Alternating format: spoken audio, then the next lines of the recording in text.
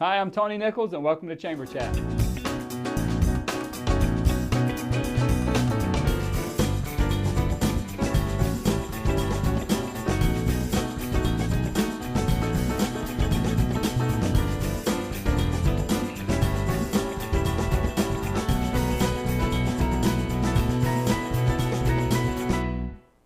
Welcome to this edition of Chamber Chat, a program put together by the Salisbury Area Chamber of Commerce for the sole purpose of keeping you informed on what's going on in your community and at your Chamber of Commerce.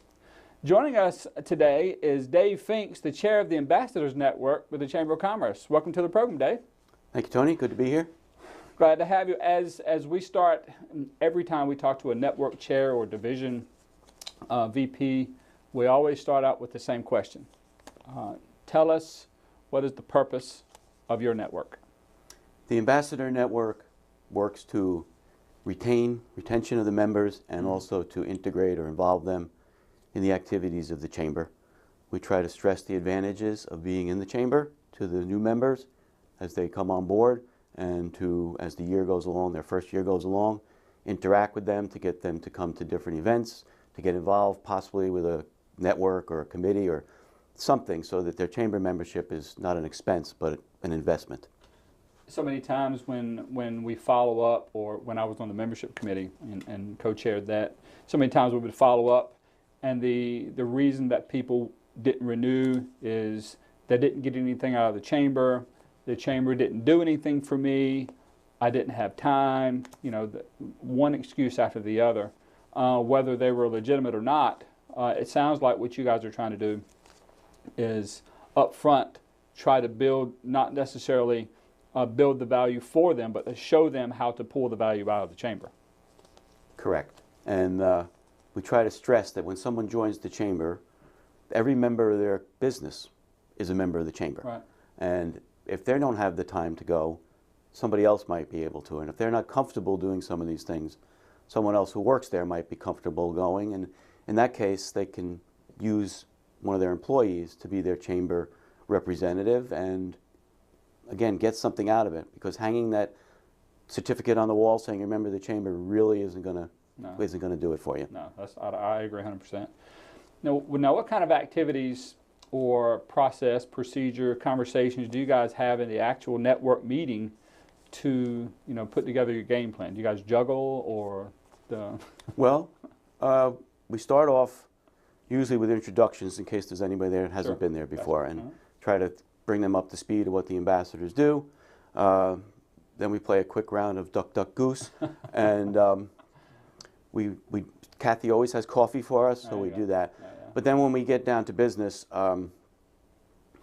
we go through the list of new members and who's going to deliver the new member packages. We divide that up as to who wants to go to who and who they might know that they want to see, and then we do the follow-up calls. The follow-up calls are divided among the members of the committee to 3 month. We do a 3-month and a 6-month follow-up. Mm-hmm. So after someone's been a member of 3 months, we either phone them, or if it's convenient, we drop in and say, how's it going? What kind of questions do you have? Here's my phone number. Here's the chamber's phone number. Anything you need to know, please get in touch with us. Can I accompany you to an event? Something like that. Sure. To try to get them involved. Two things. I mean, it sounds like a legitimate process is in place to not only engage that new member, but to try to fold them into to become an active member of the chamber. But two things. One, the new member packet. What is in a new member packet that you would deliver to a new member? Okay, there is the certificate that's framed in some manner that you can hang on the wall of your business, mm-hmm. so the customers coming in can see you're a chamber member. There's certain literature from various members of the chamber, mm-hmm. who want to advertise their business or some special they might be having. Those are put in that bag. There is the bag too that, mm-hmm. that says Chamber of Commerce on it that you can reuse. There's advertising on that bag too, I think. Advertising on that bag. Mm-hmm. There's also the Delmarva guide, and I explained to people that guide has all the members listed, and they will be in it next year. Mm-hmm. So at the end, there's also, it's not there anymore. I was going to say there's also CD, but that's not there anymore. Right. and there's some other goodies in that bag that we go over. There's always a calendar in there too. Well, hopefully you just sparked a question in many of the viewers' minds. How do I get my name on that bag, or how do I get my flyer in that new member packet? Well, the bags are only purchased every so many years, Right. so that takes Purchased some in time. bulk. All right. Right. As far as putting your things in that bag, just bring them down and give them to Kathy and say, next time you make up bags, could you please put these flyers in there? And they'll be in the bag. Assuming you're a chamber member. Assuming you're a chamber member. Yes, That's you have to be a right. chamber member first. That was a shameless plug to join the chamber. So when are your meetings? We meet the first Tuesday of every month at 8 o'clock at the Chamber of Commerce. All right, cool. Now, I am biased on this next question because you guys now do much of what the membership committee of old used to do. So I was a pretty active part of that. But why is this a good network for a chamber member to get involved with? Not only an experienced or long-term chamber member, but someone right out of the gate. Well, first of all, you get one of these spiffy name badges that you get to wear at all the events. So there's that advantage. Well, who prints those name badges? Etchart Awards makes those Oh, name wow. badges. Okay. Shameless plug for Etchart Awards. There you go. There's a number of reasons. One is if you tend to decide to go to an after hours, but when the day comes along, say, oh, I'm tired, I'm going to go home. If you've already signed up as an ambassador to be there to either work the table or to just be schmoozing, you kind of feel obligated to make sure you get there, and usually at the end of the evening you're glad that you were there. The other thing is you go to the new members with those packets, and we divide those up among the people on the committee. And depending on what business you're in, there might be people that you really would want to see, and you can pick that person, go there, interact with them for however long it might take. And the follow-up call, same thing. You get to call the people, generally call the people that you want to call and speak to them. So it's a real opportunity to network with people that you might not otherwise have an opportunity to network with. I couldn't have said it better myself, because I would have echoed the same thoughts early on when I first got to Delmarva, joined the chamber. I got involved with the chamber. The first place I went was the membership committee at that time, for the very same purpose. That introduced me to people that I didn't know, that I needed to be in front of, in a very non-threatening way. Not so much to push my product or service, but to make contacts within the community, so when a product or service was needed that I could fill, you could fill, or a potential chamber member could fill, they know what you do, as well as you inviting them in to get to become more involved in the chamber. Exactly. That's all. How can people get involved? 8 o'clock, first Tuesday every month. Just stop in. If you like what you see, you're welcome to stay. If you say, this is not for me, then that's okay too. But just stop in there. It's at the chamber. It's at 8 o'clock on the first Tuesday, which I don't know what that is in August. Right. 5th or 6th. And we'd love to have you come out. Fantastic.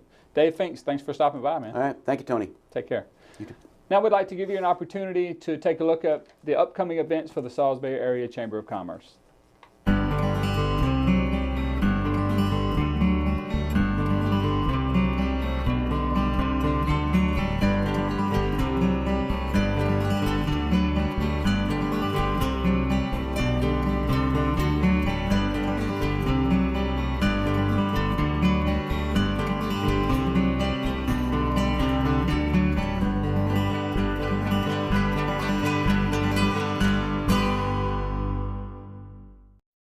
Hi, and welcome back to Chamber Chat. Joining us now is Andrea Berstler, the Wicomico Public Library Executive Director. Welcome to the program. Thank you, Tony. Okay, here's my first question right out of the gate. Libraries are not the same animal as they were when I was learning the Dewey Decimal System many years ago. That's Even, true. 5 and 10 years ago, there have been major changes. You know, I know we only have a limited time slot, but could you speak to some of those changes? Well, the most dramatic, of course, is the advent of ebooks, the online library. And we do have that. We have a virtual library, an online library, that's very similar to our physical library. We buy copies of electronic books. We put them online. You can borrow them. If we don't have a copy available, you put it on hold. You'll get an email when it comes in. Oh. And you have 3 days to check it out. It runs very similar to our physical setup. You would need to come in and get a card once, and then after that, you really can do your library borrowing from home. On top of all that, those electronic books return themselves, so you never have an overdue fine. And a lot of people really like that. So we're going to be adding a music component this fall, streaming music that you also borrow. You borrow a whole album, you can keep it for 3 weeks. At the end of 3 weeks, it'll simply just, the license will run out, you won't have to worry about returning it. And you can see whether or not you want to buy the whole album, or maybe there's just the one song you want to buy, you know. But you can borrow it for a while and run it through and see whether or not you like it. That's really cool. I had no idea. Yep. That the what kind of range in terms of publications do you have in ebooks and music? What genres? Is it across the board, or is it something that's continuing to build and ever expanding? Well, the ebooks run almost the full gambit. We've got several major publishers who will sell to libraries. It's a statewide consortium. So every library within the state of Maryland can borrow from the same group. There are tens of thousands of titles in this collection. Wow. They range everything from the latest business books to some of the best sellers. There's a few publishers who still have a little issue with selling to libraries and borrowing online, and they're working it out. But they don't want to see what happened with books, what happened with music happened with books, where that people were able to pirate things, and so they're being a little more cautious about it. That makes sense. With music, the service we're looking at carries every major artist with the exception of Sony records. So anybody who's on Sony we wouldn't be able to have, but everybody else we would have. So it would be country, pop, rock, R&B, the whole 9 yards. Wow, that's fantastic. Yeah, it's very cool. Is this a service that people are taking advantage of, or is it about getting the word out for people like me that don't even know it exists? With the ebooks, a lot of it's still about getting the word out, and we've had this for 6-7 years at least. But people are slow to discover it. They attribute libraries to being a place where we store books, and people, and you know, kids go to have story time, and that's kind of it. And we're so much more than that. So we've been trying to get the word out about the ebooks. The music will come this fall. We'll do a lot of publicity about it. We're looking at sometime probably before the holiday season hits us, so that when you get your new, you know, whatever device iPhone, it is, whatever it is, whatever you listen to your music on, hopefully you'll be able to download it easily and try it out without having to spend a lot of money on music that you really didn't want. Right. And that's what we hear from a lot of people as well. You know, I like this one song, so I bought the whole album, and it turns out that one song was really all I wanted. So this gives them a chance to sample it. Fantastic. I know when I traveled in my former life, I traveled a lot, and I would train managers and sales managers on setting up recruiting programs and how to find you know, good quality sales reps. And I used a book out of the library because inevitably, it was inevitable that if I went to a location to help train someone, there was opportunity for improvement. So I would ask if they knew anyone in the area, and they would know 2 or 3 people. And I would always start at the library, and the Polk directory, the old thick Polk directory. In the back of that, there was a section called Movers and Shakers. Very few people knew about that, but I would open that book and find people in the community that would have influence that I could go talk to try to help these people. So from a business perspective, what do you guys, or has anything been done to assist the business community in their efforts of growing their business or gaining more knowledge or whatever it is that they're seeking? We are starting to really develop that part of our function, of our service. Previously, we had reference books and, you know, the self-help books and the newest business guru book. But recently we've expanded that. We've now got e-magazines online. And several of them are very business focused, like The Economist. Okay, Right. so you can go online, you can sign up for an online subscription for free with your library card and save yourselves a couple $100 Right. a year just in magazine subscriptions. And those subscriptions are then pushed to you, so you can get them on whatever tablet device. They're all set up for that, ready to go. They're the formatted electronic copy. In addition to that, of course, when we have the meeting rooms, so if businesses need to hold some sort of training, they want to do something off-site, those meeting rooms are there. It's at extremely low cost. Basically, for us, it's covering the cost of cleaning the rooms and keeping them cool. But they're there, they're centrally located. So if a business is small enough, maybe they don't have meeting room space, they want to meet with client, they want to have training, that's there. Our newest addition is an online database called Reference USA, which is one of the premier business reference source databases where they have information on major companies, smaller companies, some clientele information, demographics. I've used that It's a before. very powerful database, and we just added it this month, and we're real excited about being able to offer this to the community.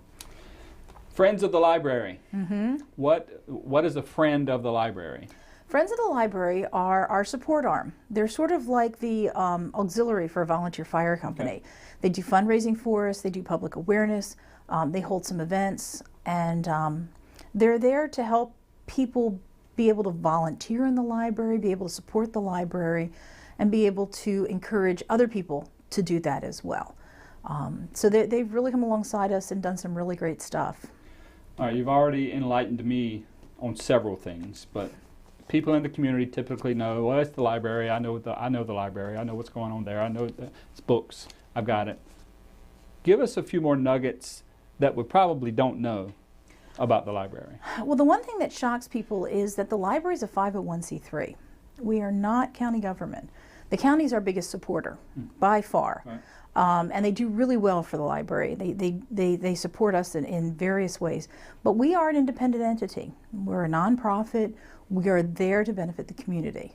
The other big thing that we've got coming up within the next couple of weeks that really shocks people is that we're going to be opening an education and entrepreneur center in the library.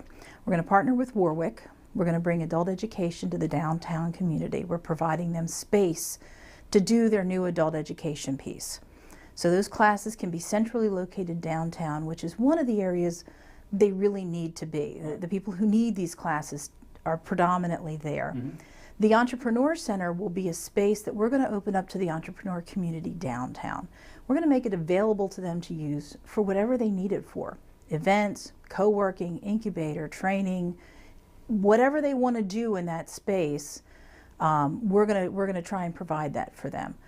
This is really novel for libraries to be this closely partnered with the business community, but we're hoping it will be a win-win. Well, we're certainly going to have you back because our time has run short, because I think there's a lot more that you can share. Is there anything else that you'd like to make sure you get out there before we wrap things up? Just that people really should stop in and see the library. Our mission for the last year and a half was to create a new library in the old space. And I think we've done that. And it would be to the benefit of the individuals in the community to take 10 minutes, stop in and see the library if they haven't been in the last 2 or 3 years, and take a look at some of the changes we've made downtown. We'll do that. Very good. Andrea, thanks for joining us. Thank you, Tony. We'd like to give you one more opportunity to take a look at what's coming up with the Salisbury Area Chamber of Commerce.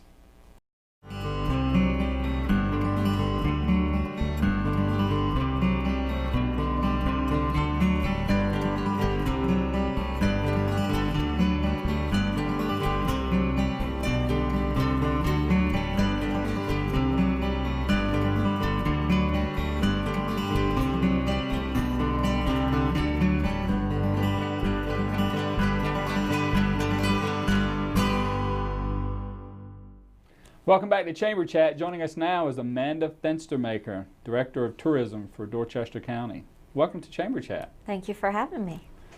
You guys have a small event that's getting ready to take place here pretty soon. Tell us what's going to happen over there? We do. We have some very exciting things happening in Dorchester County. The Ironman Maryland is coming on September the 20th in less than 60 days. I have a countdown going on in my office. And that is one of the world's biggest and most grueling triathlon events. It's happening right here in Maryland and on the Eastern Shore. The thing that I want to pull out of that, it's one of the world's biggest events. Yes, it is. And it's right here. And I say, and I'm tongue in cheek when I say you guys have something going on over there. But this affects the entire shore. It does. It does. There's going to be about 1,700 athletes that are registered and they're going to participate in this event. And we figure that each athlete brings about 2 or 3 additional spectators with them. So on just the room nights alone, the accommodations, we're going to feel the effects throughout the entire state of Maryland. Certainly on the shore here in Salisbury and in Easton and Cambridge as well. So.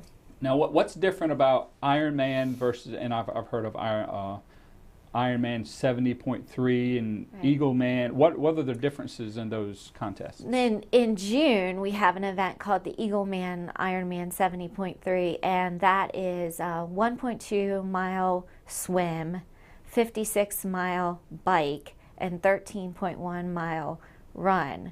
And you literally double those distances for a full Ironman to make 140.6 miles. So it's 2.4 miles in the Choptank River, 112 miles in southern Dorchester County, and then 26.2. So a full marathon after you've done all that swimming and biking. Mostly this race will be in downtown Cambridge. There may have been a time in my life that I could have attempted that, or there may be a time in the future that I could, but right now, no. I'm with you. I'm not attempting that right now either. What kind of demographics or what kind of participants, age groups, participate in Ironman? Well, cycling in general is big on the shore. Leisure cyclists, competitive cyclists, endurance cyclists. We have all of these great events like the Seagull Century that occur here in Salisbury. So really, I mean, we know a lot about the demographic of people who are cyclists. They're highly educated, $175,000 income level for their household, so they have a fair amount of expendable income. They're buying the material that you need or the equipment that you need for triathlon events. Is on the higher end. Some people are dropping like $6,000, $5,000 on a bike. So they're professionals. They have a lot income that they can spend, and when they want to go somewhere, they want to enjoy themselves and have a good time, which means when they come here for this event, they're going to be paying premium rates on accommodation. They're going to be wanting to go out and have a nice dinner, and so it's a great demographic for all of us to go for. We've already talked a little bit about, this is one of the largest events in the world. But just how, if that's not enough, just how prestigious is this event? Well, so to put it in context, Dorchester County becomes the 12th North American city to host a full Ironman event. Dorchester County. Awesome. Maryland's Eastern Shore. I love it. And so there are other destinations are like Boulder, Colorado, and Lake Placid, New York, Chattanooga, Tennessee. So that puts us on a very big platform in terms of where people are traveling to experience this type of triathlon event.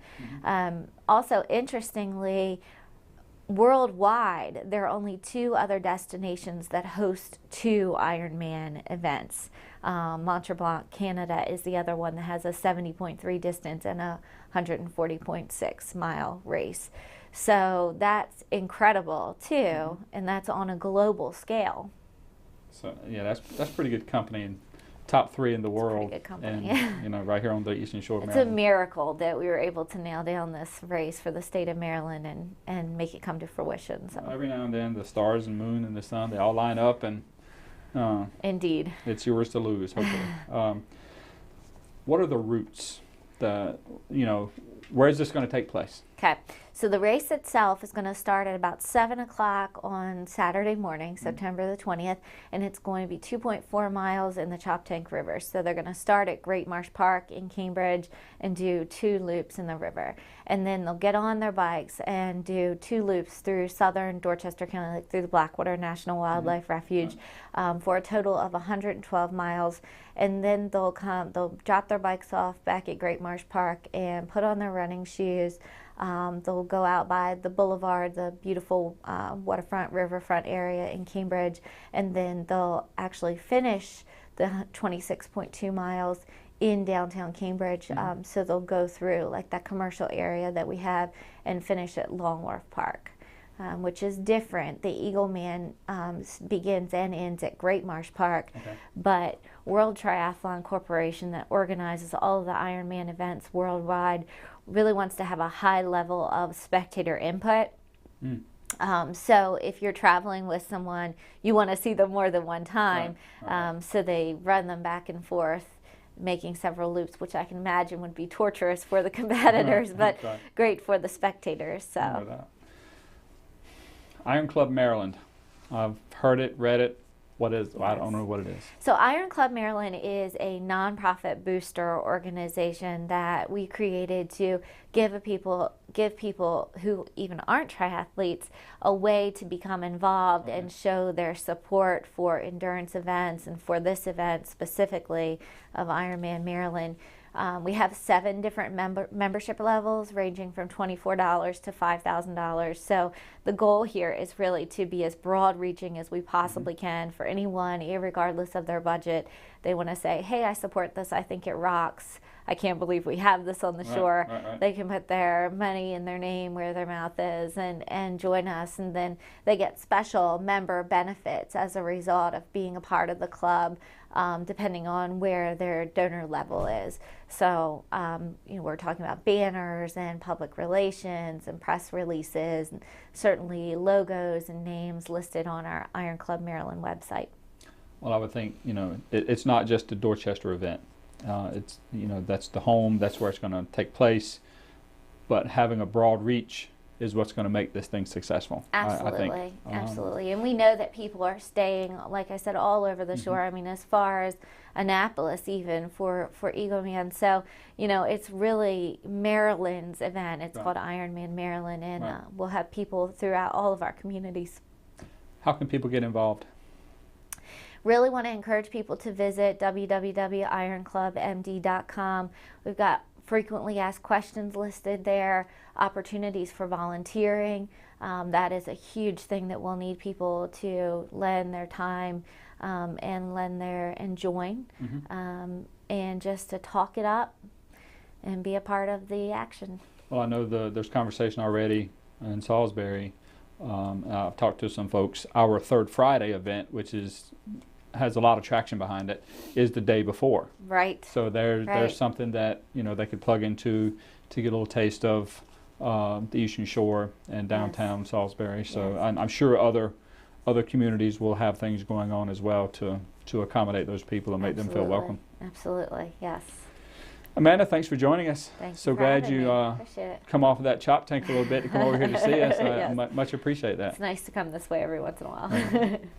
We'd also like to thank you for joining us on this edition of Chamber Chat. And as always, if you missed any portion of this edition or you'd like to view previous editions of Chamber Chat shows, we'd encourage you to visit PAC 14's website and utilize their on-demand feature, or visit the Salisbury area of Chamber of Commerce website.